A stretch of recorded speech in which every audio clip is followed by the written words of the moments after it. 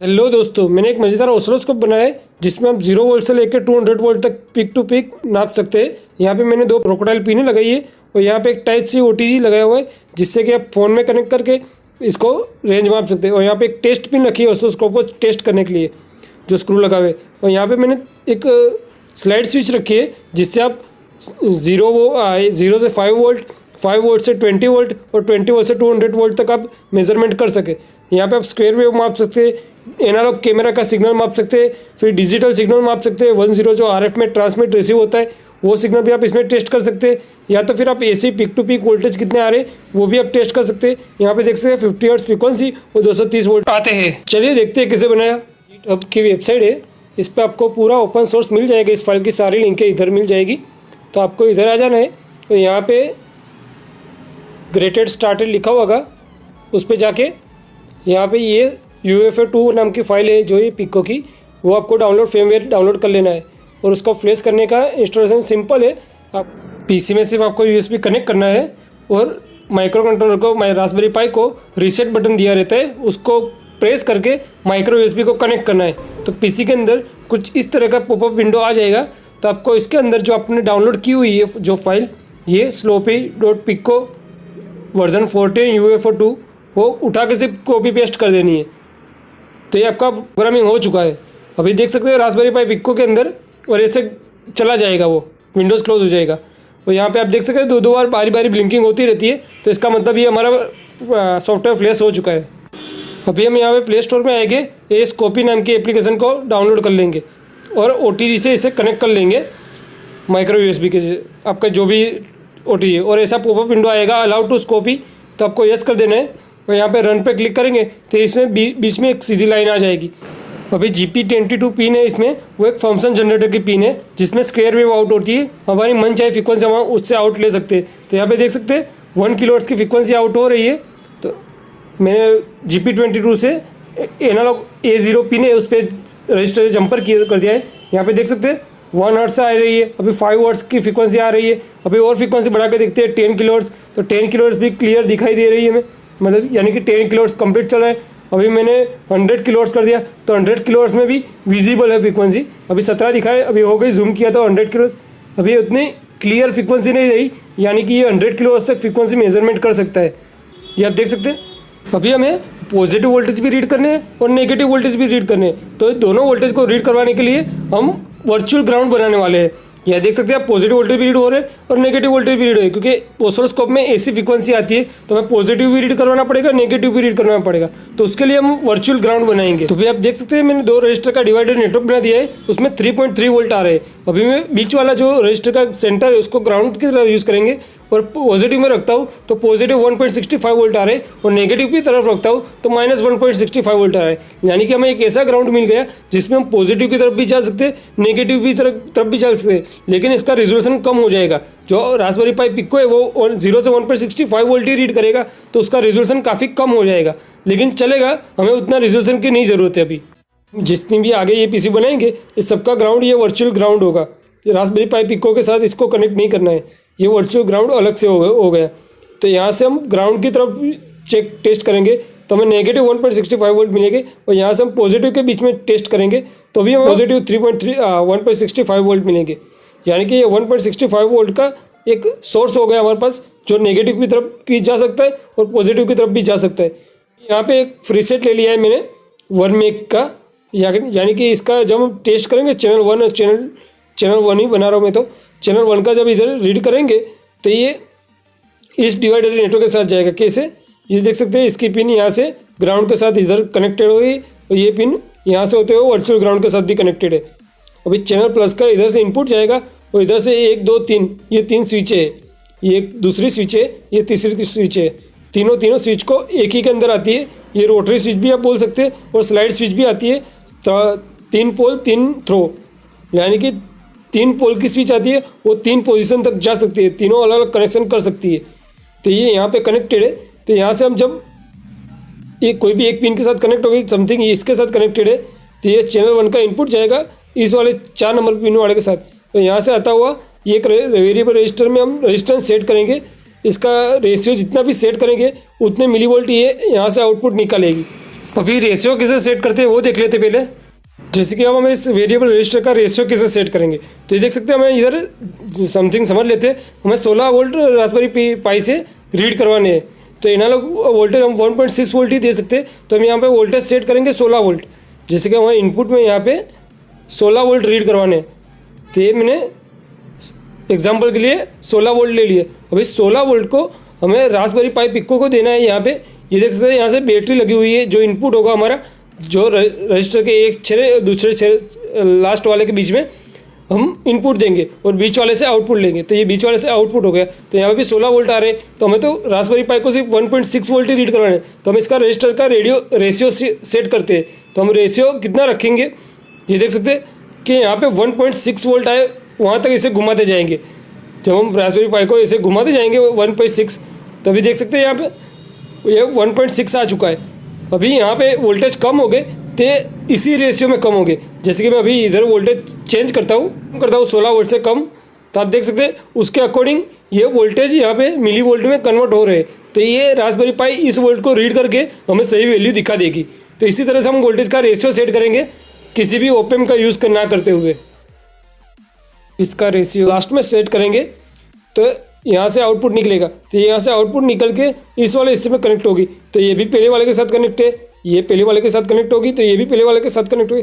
तो यहाँ से 100K के थ्रू होते हुआ ये ADC 0 नंबर पिन पे चला जाएगा और आर्डिनो इसे रीड कर लेगा। आर्डिनो का माइक्रो कंट्रोलर इसे रीड कर लेगा रास्पबेरी पाई, और ये हमारा काम चला देगी। VCC दे दिया है, यहाँ से ऊपर वाले के साथ कनेक्ट होगा तो ये GP2 वाली हाई होगी।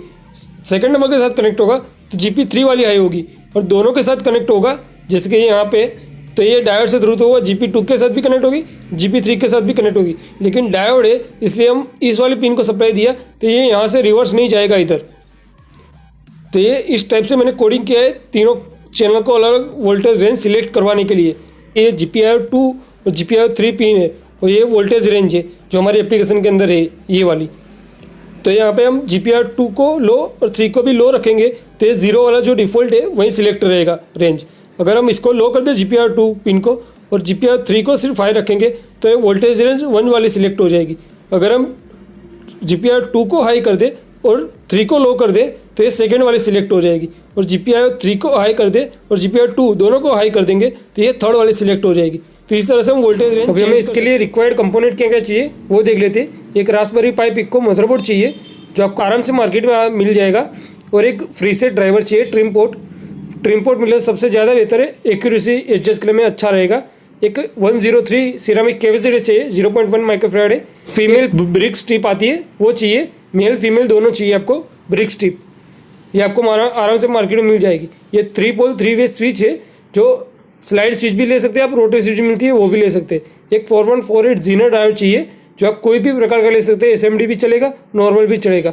100 किलो ओम्स का रजिस्टर चाहिए, 100 से 5 किलो ओम्स के बीच में कोई भी चलेगा।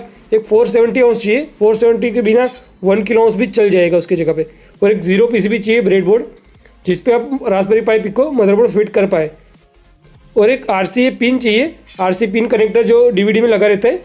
और एक एंटीना वायर चाहिए जो इस टाइप का आता है, बाहर में एक कोटिंग होती है, बीच में एक वायर होता है। और एक OTG केबल चाहिए, और एक micro USB to USB cable चाहिए जो आपको पिको में कनेक्ट करने के लिए। और एक क्रोकोडाइल पिन चाहिए। अभी उसके अकॉर्डिंग मैंने एक PCB रेडी कर ली है कुछ सोल्डरिंग करके, जो आपको आगे डायग्राम दिखाया उसके अकॉर्डिंग। ये 3 वायर हमारे कोडिंग के लिए है जो हम 10 कोड वोल्टेज रेंज सेट करेंगे। ये ऑरेंज वाला वायर हमारा 3.3 वोल्ट का है, और ये 6 वायर वोल्टेज डिवाइडर नेटवर्क के लिए है। और ये जो ऑफ वाइट कलर का वायर है वो हमारा सिग्नल इनपुट के लिए है। तो ये सारा PCB मैंने बना दिया है। अभी इसके ऊपर फीमेल ब्रिक स्ट्रिप हम इसके ऊपर लगा देंगे ताकि हम ब्रेडबोर्ड के साथ कनेक्ट कर पाए। अभी मैंने स्विच का कनेक्शन भी कर लिया है, जो ऑरेंज कलर का है वो सिग्नल इनपुट के लिए है, और ग्राउंड वायर हमारा PCB में से निकला हुआ है। मैंने कुछ इस तरह से ट्रिम पोर्ट लगा दिए ताकि हम आसानी से एडजस्ट कर पाए लास्ट में। अभी इसको कनेक्ट कर देते हैं इस तरह से, तो ये पूरा कनेक्शन हो चुका है। अभी स्मार्टफोन के अंदर जो ये स्कोपी एप्लीकेशन है वो इंस्टॉल कर लेंगे, और उसे हम OTG की सहायता से फ़ोन के साथ कनेक्ट कर लेंगे। अभी इसमें वोल्टेज रेंज सबसे पहले सेट कर लेंगे।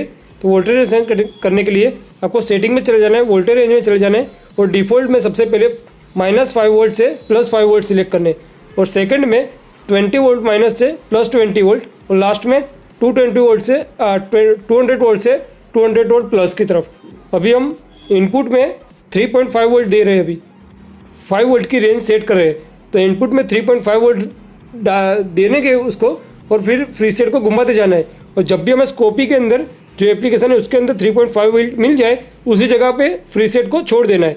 जैसे अभी मुझे 3.5 वोल्ट इधर मिल चुके हैं, क्योंकि पीसीबी ओपन है इसके लिए अभी नॉइज़ ज़्यादा आ रहा है। जब पीसीबी इसको कंप्लीट कर लेंगे तो नॉइज़ काफ़ी कम हो जाएगा। अभी देखो मैंने 1 वोल्ट सिलेक्ट किया तो इनपुट में भी 1 वोल्ट दिखा रहा है स्कोपी एप्लीकेशन के अंदर।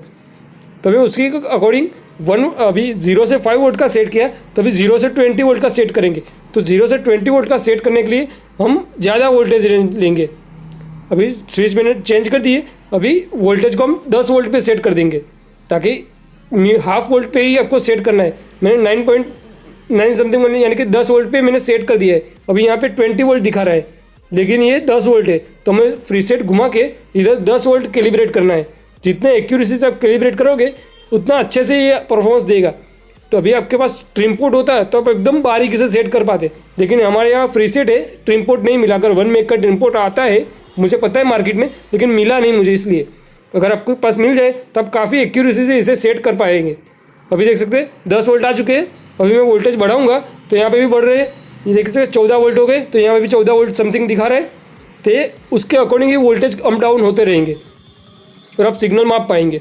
अभी उसी के अकॉर्डिंग 200 की रेंज में चले जाना है, और 200 की रेंज में जाएंगे तो हम 15 वोल्ट, मेरे पावर सप्लाई में मैक्सिमम 15-16 वोल्ट ही आउटपुट देता है, इसलिए 15-16 वोल्ट में मैं कैलिब्रेट करूँगा। अभी 200 के रेंज में यहाँ पे 15 वोल्ट लाना काफ़ी मुश्किल है, बहुत बारीकी से लाना पड़ेगा आपको।